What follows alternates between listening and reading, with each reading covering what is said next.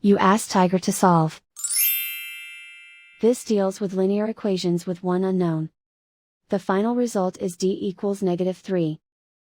Let's solve it step by step. Group all d terms on the left side of the equation. Add 2d to both sides. Group like terms. Simplify the arithmetic. Group like terms. Simplify the arithmetic.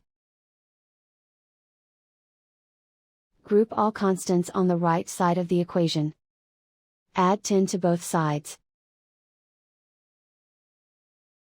Simplify the arithmetic.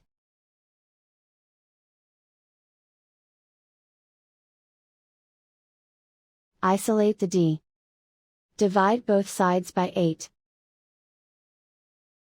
Simplify the fraction. Find the greatest common factor of the numerator and denominator. Factor out and cancel the greatest common factor. And so the final result is d equals -3.